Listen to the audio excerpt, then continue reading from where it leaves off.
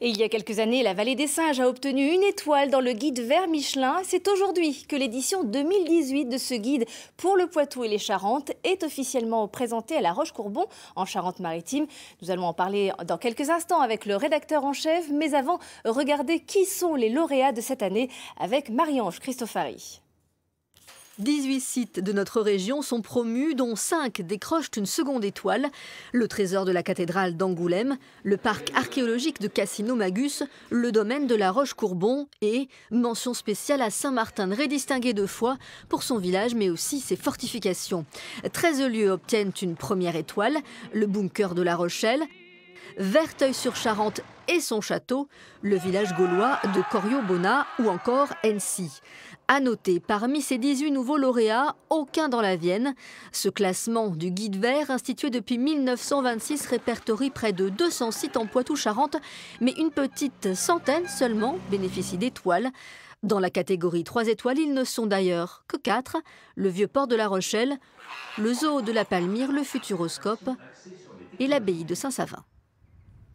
Et le château de La Roche-Courbon fait donc partie des lauréats avec une deuxième étoile. C'est là-bas que nous attend le rédacteur en chef de ce guide vert Michelin. Bonjour Philippe Aurin.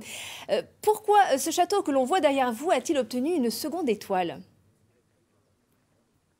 Alors 2 étoiles en langage Michelin, ça signifie mérite un détour. La Roche-Courbon est un très très beau château qui obtient sa deuxième étoile principalement pour la qualité de son accueil, la qualité de ses visites, le dynamisme. C'est un lieu très vivant et très innovant également. Et parmi les 9 critères pour l'attribution de ces étoiles, La Roche-Courbon mérite vraiment un détour.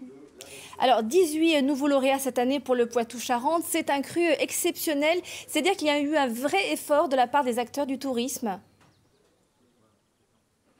Les Charentes sont constituent une région très très riche, avec énormément de sites à la fois privés mais aussi gérés par les départements. Il y a beaucoup d'innovations, beaucoup de sites qui obtiennent une première étoile, notamment je pense au musée du papier à Angoulême, qui a cette étoile en partie grâce à la grande qualité de ses expositions temporaires. Le château de Verteuil, c'est pour le dynamisme de son propriétaire qui se bat pour l'ouvrir au public et garantir une expérience de visite plus belle.